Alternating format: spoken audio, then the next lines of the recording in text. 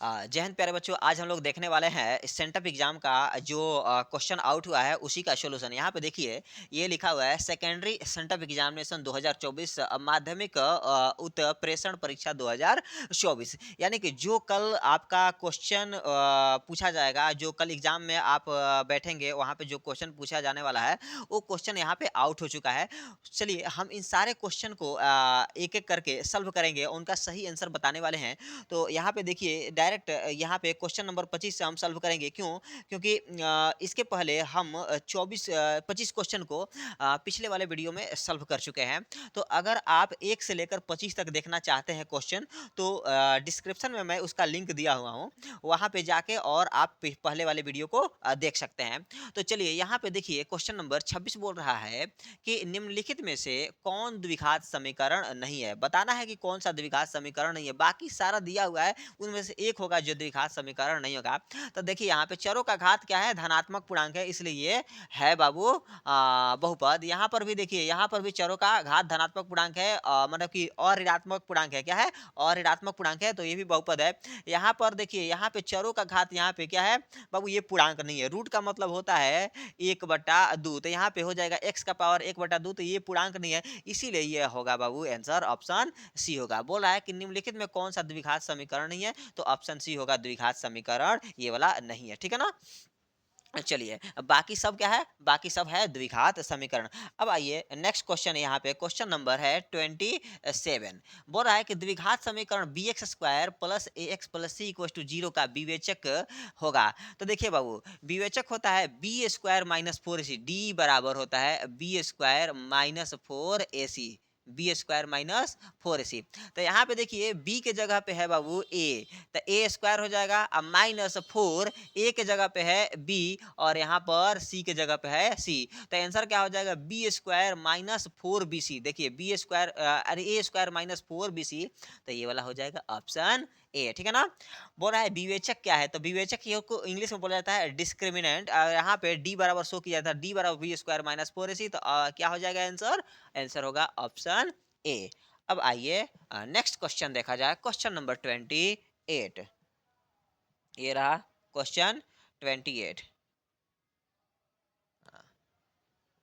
बोल रहा है कि द्विघात समीकरण क्या है बाबू, यहाँ पे देखिए क्वेश्चन नंबर 28 है कि द्विघात समीकरण x square plus 4x plus 1 का विविक्तिकर होगा। ठीक है? तो यहाँ पे निकालेंगे d बराबर बी स्क्वायर माइनस 4ac। तो यहाँ पे b के जगह पे होगा 4 स्क्वायर माइनस 4, a का वैल्यू 1 है और c का वैल्यू भी 1 है, तो ये हो जाएगा 4 चौके 16, अब माइनस 4, आंसर होगा 12। तो ऑप्शन हो जाएगा ए, इसका विविधकर होगा ऑप्शन ए 12। ठीक है ना? चलिए ये वाला हो गया।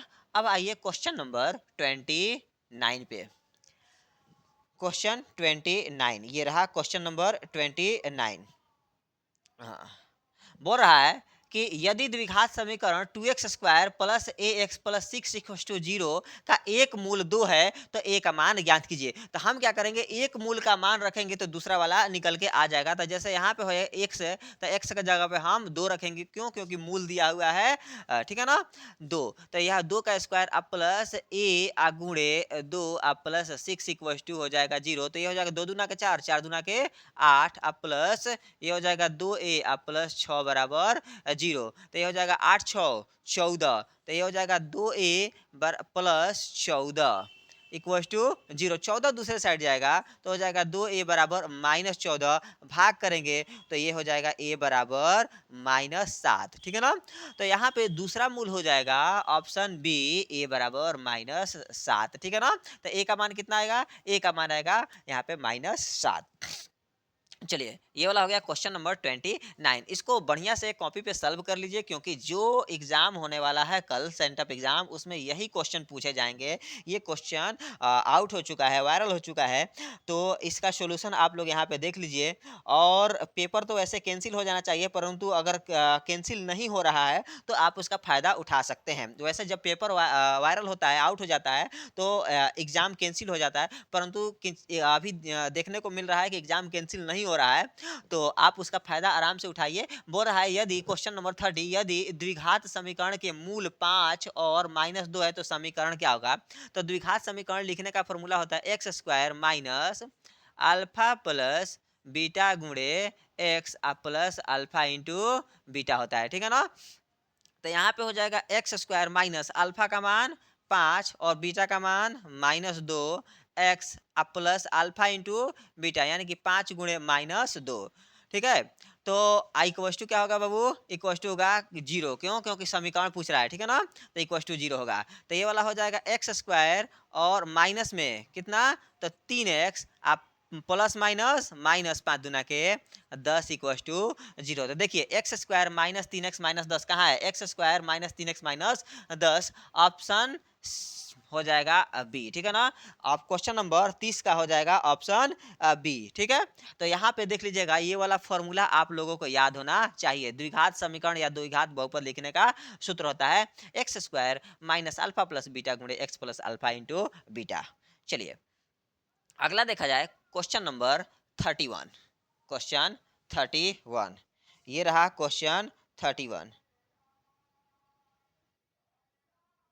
हाँ, क्वेश्चन 31 बोल रहा है कि यदि अल्फा बीटा द्विघात समीकरण 3x² प्लस 8x प्लस 2 का एक मूल है, क्या है? अल्फा और बीटा। ध्यान से देखिएगा, बोल रहा है कि यदि अल्फा और बीटा द्विघात समीकरण 3x² प्लस 8x प्लस 2 का एक मूल है, तो अल्फा 1/अल्फा, क्या 1/अल्फा प्लस 1/बीटा का मान ज्ञात करना है। तो देखिएगा 1/अल्फा प्लस 1/बीटा को सॉल्व करते हैं, तो ये वाला हो जाएगा अल्फा इंटू बीटा, और ये हो जाएगा बाबू beta plus alpha, beta plus alpha. इसको सॉल्व करने पर हो गया, ठीक है ना।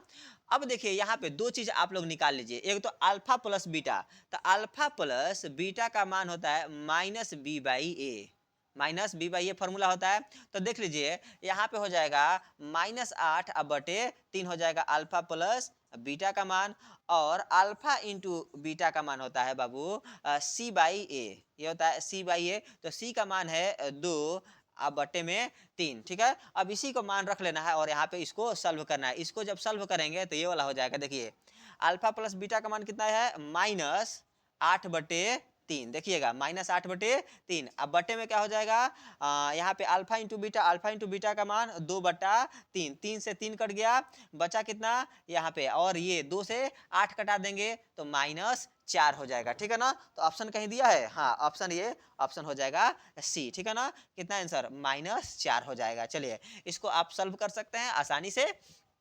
तो अल्फा और बीटा दिया हुआ है, तो 1/अल्फा प्लस 1/बीटा का मान कितना होगा, -4, ऑप्शन सी, क्वेश्चन नंबर 31। अब देखिए नेक्स्ट क्वेश्चन, इसको आप लोग लिख लीजिए।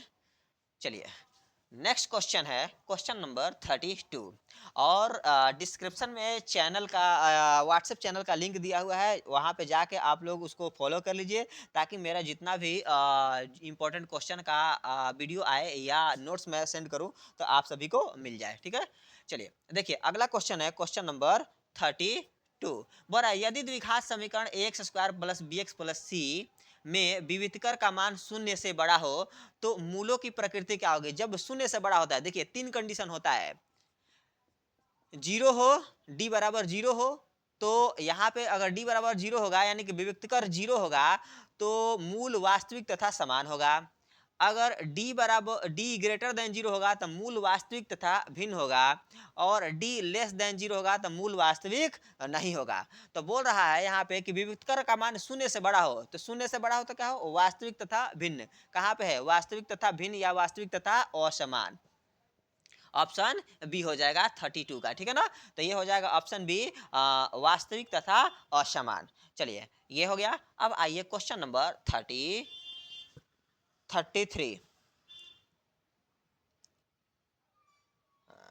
ये रहा क्वेश्चन 33, ये रहा, हाँ ये देखिएगा क्वेश्चन ये है 33। बोल रहा है बाबू, यहाँ पे ध्यान से देखिएगा, बोल रहा है कि समांतर श्रेणी का सार्व अंतर क्या होगा? तो सार्व अंतर होता है बाबू A2 माइनस A1। डी बराबर क्या होगा?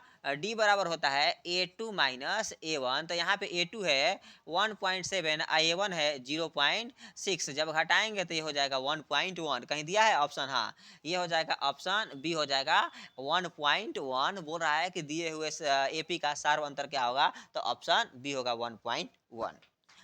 नेक्स्ट क्वेश्चन, नेक्स्ट क्वेश्चन देखिए, क्वेश्चन नंबर 34 है।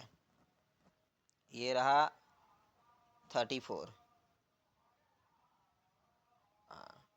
चलिए, 34 बोल रहा है कि निम्नलिखित में से कौन सा समांतर श्रेणी में है? तो देखिए यहाँ पे 4 में से 2 घटाएंगे तो आएगा 2, 8 में से 4 घटाएंगे तो आ जाएगा 4, और 16 में से 8 घटाएंगे तो 8 आ जाएगा। तो सार्व अंतर समान नहीं है, यानी अंतर समान नहीं है, तो ये वाला एपी नहीं हो सकता है। यहाँ पे देखिए, यहाँ पे ये भी एपी नहीं है, क्योंकि ये भी घटाएंगे तो वही हाल होगा। यहाँ पे देखिए क्वेश्चन है, यहाँ पे घटाएंगे तो कितना आएगा? -6 में से -10 घटाएंगे तो ये 4 और ये भी 4। हाँ, तो ये वाला ऑप्शन हो जाएगा बाबू, यहाँ पे ऑप्शन बी हो जाएगा, ये एपी होगा। तो निम्नलिखित में से कौन सा समांतर श्रेणी में है? तो ऑप्शन बी होगा समांतर श्रेणी। क्वेश्चन नंबर 34 का ऑप्शन बी।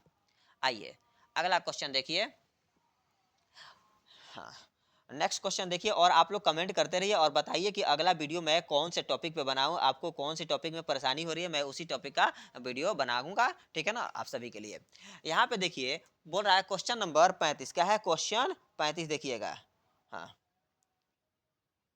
चलिए, क्वेश्चन 35 कह रहा है कि यदि 4/5 ए 2 किसी समांतर श्रेणी की 3 क्रमागत पद है तो ए का मान ज्ञात कीजिए।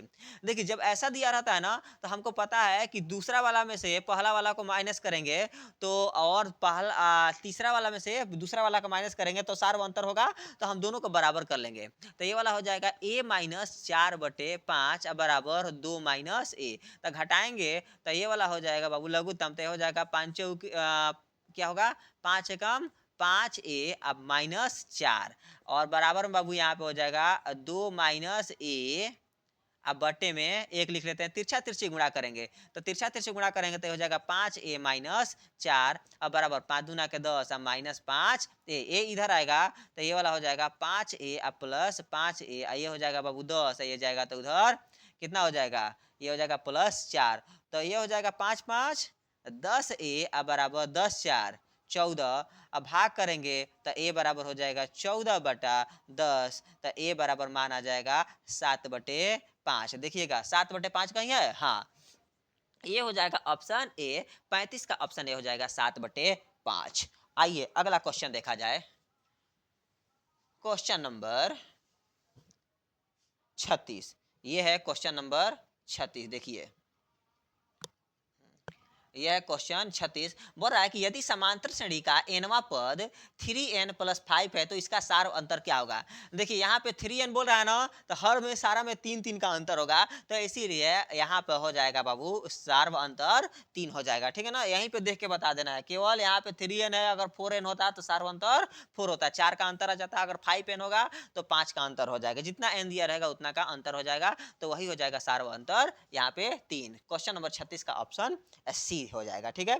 अगला क्वेश्चन देखिए, क्वेश्चन नंबर 37। क्वेश्चन नंबर 37 कह रहा है कि समांतर श्रेणी इतना इतना इतना का कौन सा पद 29 होगा? तो देखिएगा यहाँ पर a बराबर 5 हो गया, सार्व अंतर d बराबर 7 में से 5 घटाएंगे तो 2 हो जाएगा, और एनवा पद दिया हुआ है यानी कि an बराबर दिया हुआ है 29, तो हमको n ज्ञात करना है। क्या ज्ञात करना है बाबू? n ज्ञात करना है, यही वाला नहीं पता। तो फॉर्मूला है एनवा पद ज्ञात करने का a plus n-1 into D, ठीक है ना, an बराबर a plus n-1 into D.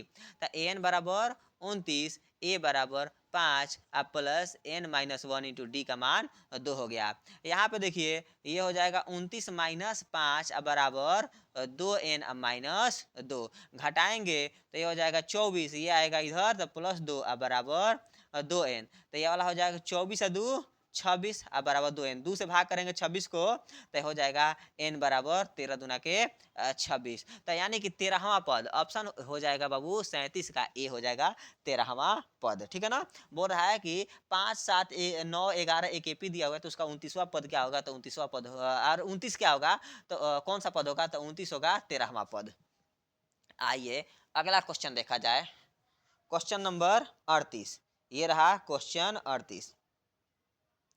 Question 38 कह रहा है यहाँ पर कि बोल रहा है यहाँ पर कि एक मिनट थोड़ा रुक जाइए, इसको इरेज कर दें। हाँ, क्वेश्चन नंबर 38 कह रहा है कि यदि किसी समांतर श्रेणी का सातवां पद 4 है, सातवां पद बाबू देखिएगा, सातवां पद 4 है तो a प्लस 6d होगा, जितना पद होगा उससे कम एक डी होगा, तो कितना है, सातवां पद है 4, तो a प्लस 6d बराबर 4, और बोल रहा है कि सार्व अंतर है -4, यानी कि d बराबर है -4, तो उसका प्रथम पद क्या होगा, तो d का मान रख देते हैं, प्रथम पद आ जाएगा, तो यहाँ पे हो जाएगा a प्लस 6 गुणे -4 बराबर 4, तो a प्लस यहाँ पे माइनस हो जाएगा, तो 6 चौके 24 अब बराबर 4, तो a बराबर हो जाएगा 4, ये दूसरे साइड जाएगा तो प्लस 24, तो a बराबर होगा 24 4 28, ऑप्शन हो जाएगा डी। ठीक है ना, तो बोल रहा है कि एपी का इसका ये प्रथम पद होगा बाबू 28। ठीक है ना, चलिए अब अगला देखते हैं क्वेश्चन नंबर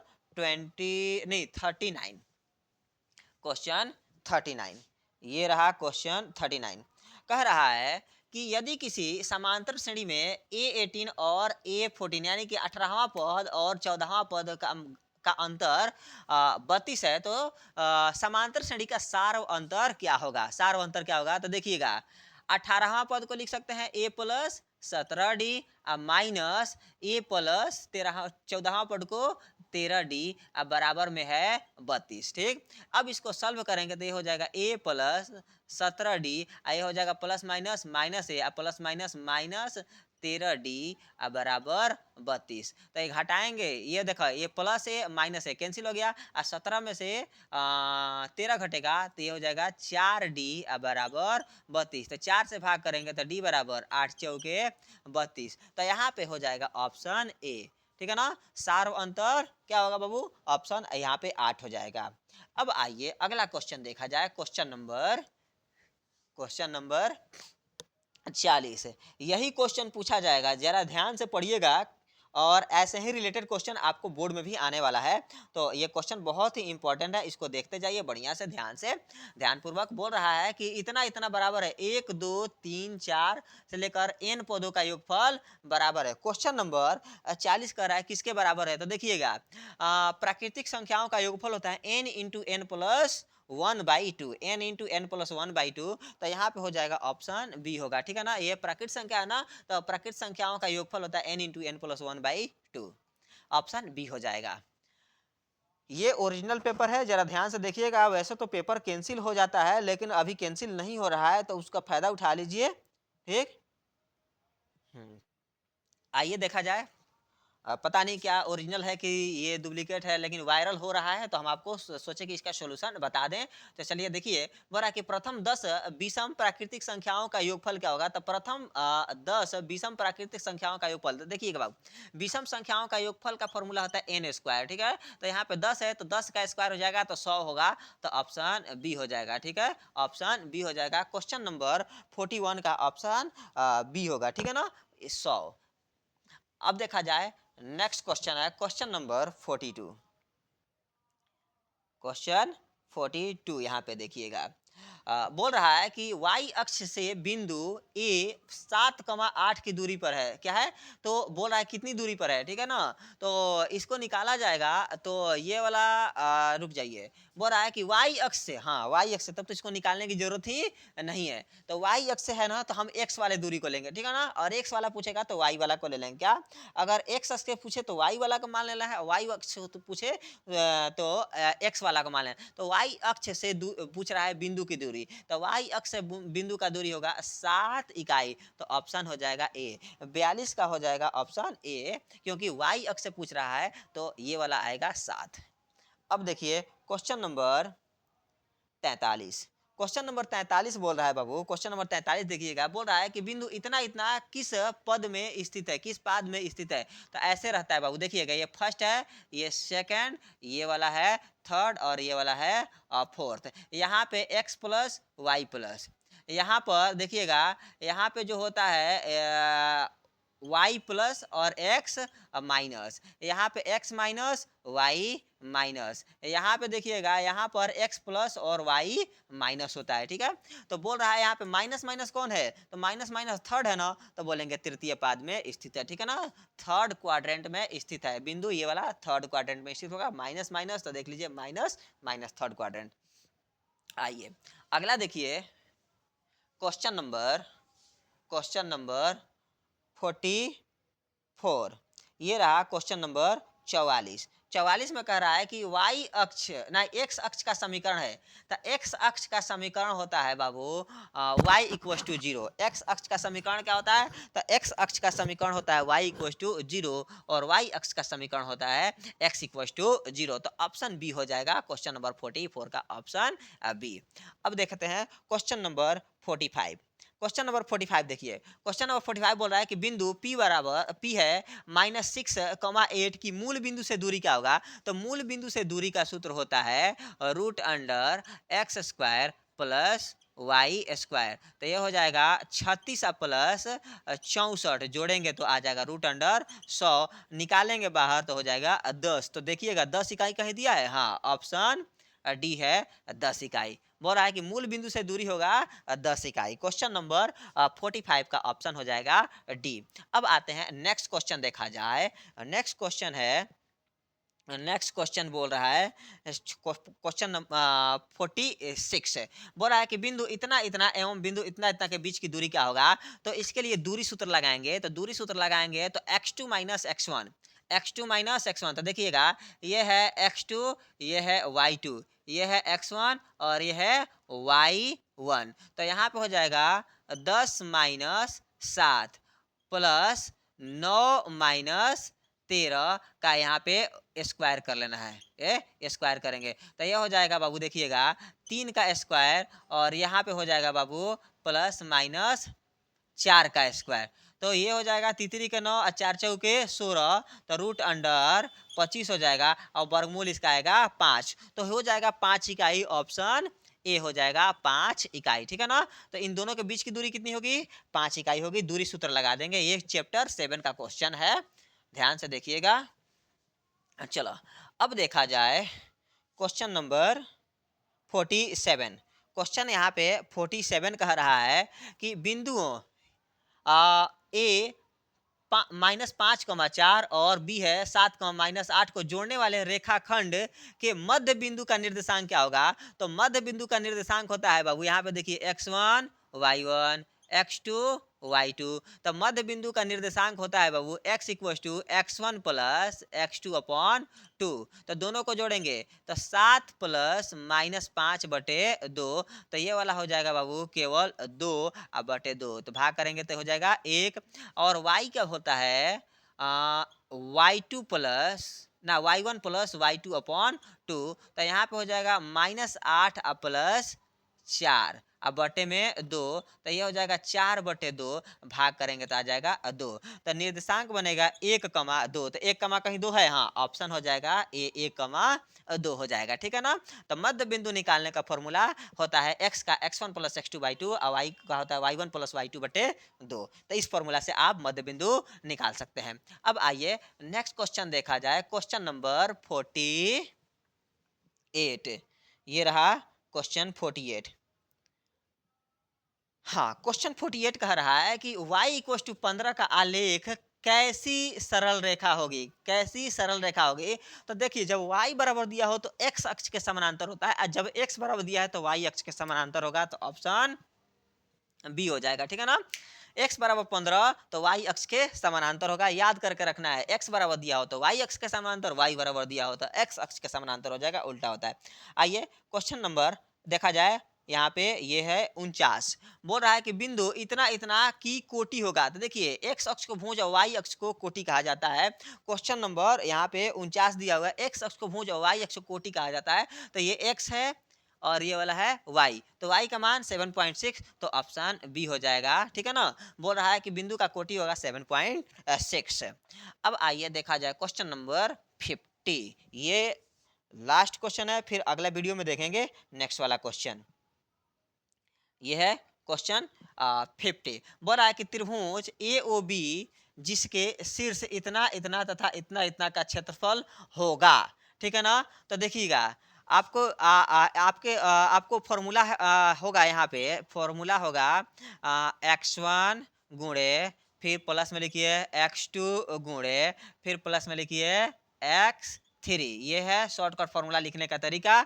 यहाँ पे x1 है तो y2 minus y3, y2 minus y3, और y3 से हो जाएगा y3 माइनस y1, और ये y1 माइनस y2 हो जाएगा। ठीक है, अब देखिए 1/2 गुणे x1 का मान कितना है, देखिएगा x1 का मान है यहाँ पर a। ठीक है, और यहाँ पर y2 माइनस y1, y है यहाँ पे देखिए y2 0, और y3 भी, y3 है बाबू माइनस b, फिर प्लस x2 का मान, x2 का मान 0 है, तो 0 है तो बाकी सब 0 हो जाएगा, इसको लिखने की कोई आवश्यकता नहीं है।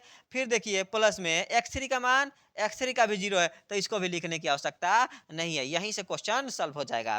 तो देखिएगा यहाँ पे हो जाएगा बाबू क्या चीज़, यहाँ पे देखिएगा, हाँ चलो, तो ये वाला हो जाएगा 1/2 गुणे a माइनस b हो जाएगा। तो जब गुणा करेंगे तो हो जाएगा 1/2 ए बी, और यहाँ पे माइनस में तो इसको मॉड लगा देंगे, तो ये वाला हो जाएगा बाबू 1/2 ए बी, प्लस में 1/2 ए बी कहाँ है, ऑप्शन बी हो जाएगा। क्वेश्चन नंबर 50 का ऑप्शन बी हो जाएगा यहाँ पर 1/2 वर्ग का ही, क्योंकि क्षेत्रफल कभी माइनस में नहीं होता, इसीलिए यहाँ पे मॉड लगा दिए, यहाँ पे आ गया 1/2 वर्ग इकाई।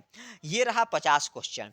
अब बाकी का जो क्वेश्चन है मैं अगले वीडियो में अपलोड करने वाला हूँ, आप उसे देख सकते हैं, और आप जाइए और कल आराम से पूरा एग्जाम बढ़िया से लिखिए, पूरा पेपर छाप के आइए, और चैनल को सब्सक्राइब कर लीजिए और अपने दोस्तों के साथ इसे शेयर कीजिए, ताकि ज़्यादा से ज़्यादा लोगों तक पहुँचे और इसका लोग फ़ायदा उठा सकें। ठीक है, और डिस्क्रिप्शन में लिंक दिया हुआ है व्हाट्सएप चैनल का, आप जाके उसे फॉलो कर लीजिए। वहाँ पे मैं बहुत सारे नोट्स भेजने वाला हूँ, तो उस नोट्स का फ़ायदा आप उठा सकते हैं वहाँ पे। ठीक है ना? और साथ ही जितने भी वीडियो आएगा मैं अपलोड करूँगा आपके क्लास वाला, उसका लिंक वहाँ पे मौजूद मिल जाएगा, जिससे आप आसानी से वीडियो देख लेंगे, एक भी वीडियो छूटेगा नहीं, मिस नहीं होगा। तब तक के लिए धन्यवाद।